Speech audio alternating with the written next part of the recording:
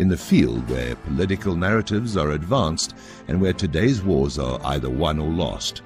That field is the shared field of consciousness where consensus beliefs are created and sustained.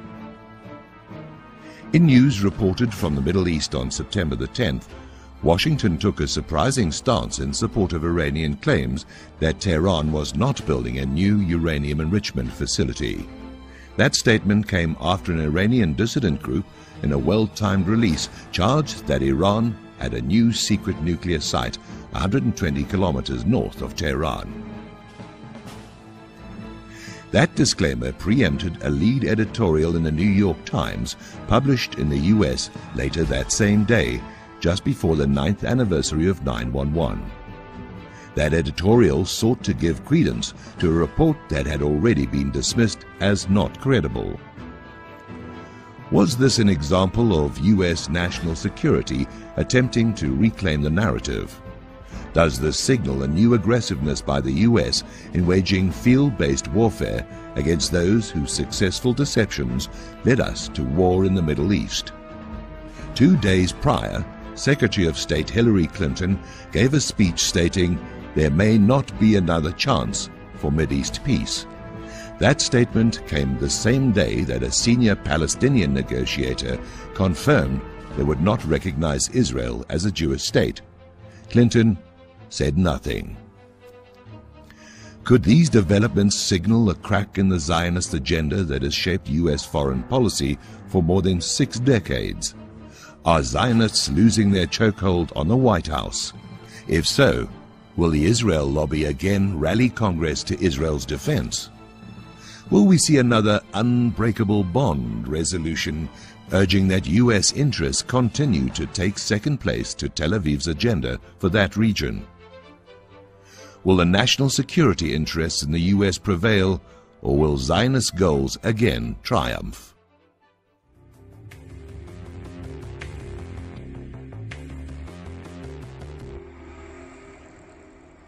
While these events were unfolding, the New York Times continued to stoke the controversies surrounding International Burn a Quran Day. The nation's newspaper of record conceded that this well-timed controversy began with local coverage by the Gainesville Sun, owned by the New York Times, when Pastor Terry Jones posted a sign outside his small church that read, "Islam is of the devil." By August 26th, the Times was prepared to publish a major article on Jones and the anti-Islam views of his 50-member congregation.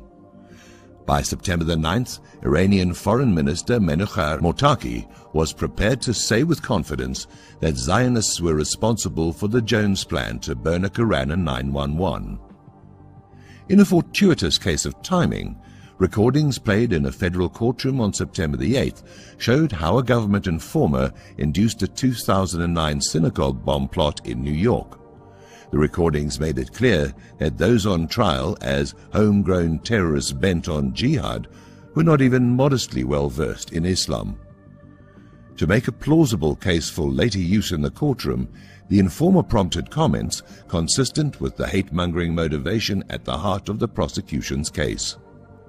Do these small chinks in the Zionist armor suggest that Israeli dominance of U.S. foreign policy may be drawing to a close?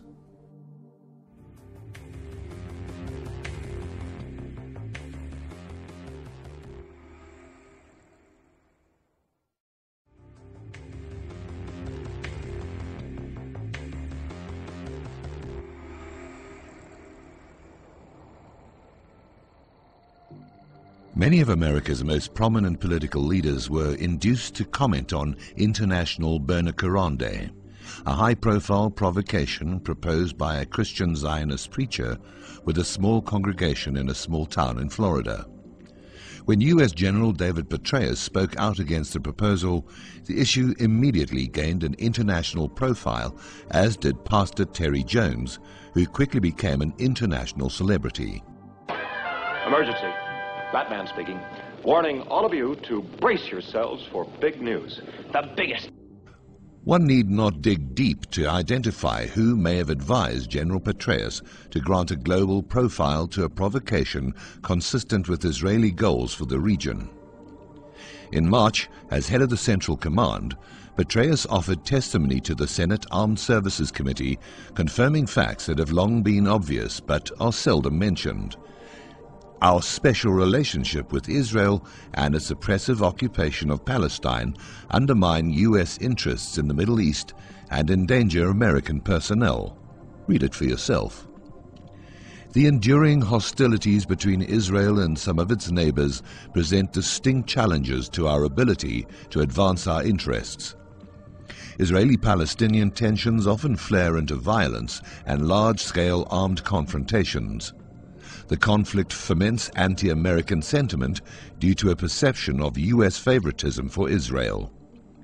Arab anger over the Palestinian question limits the strength and depth of U.S. partnerships with governments and peoples in the region and weakens the legitimacy of moderate regimes in the Arab world. Meanwhile, Al-Qaeda and other militant groups exploit that anger to mobilize support. The conflict also gives Iran influence in the Arab world through its clients, Lebanese Hezbollah and Hamas. Petraeus is often spoken of as a potential Republican presidential candidate.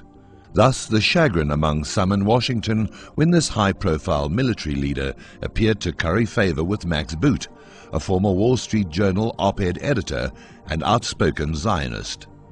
In an apparent attempt to soften the candor of his written testimony before the Senate, he wrote to Boot, "Does it help if folks know that I hosted Elie Wiesel and his wife at our quarters last Sunday night, and that I'll be the speaker at the 65th anniversary of the liberation of concentration camps in mid-April at the Capitol Dome?"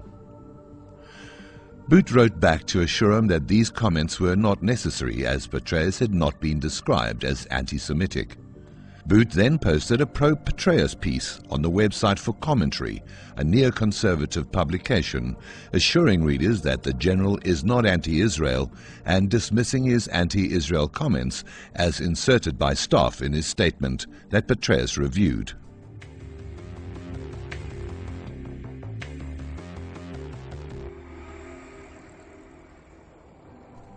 After General Petraeus, now senior commander in Afghanistan, created a high profile for the Burn a Koran controversy, comments were offered by Attorney General Eric Holder, Secretary of State Hillary Clinton, and President Barack Obama.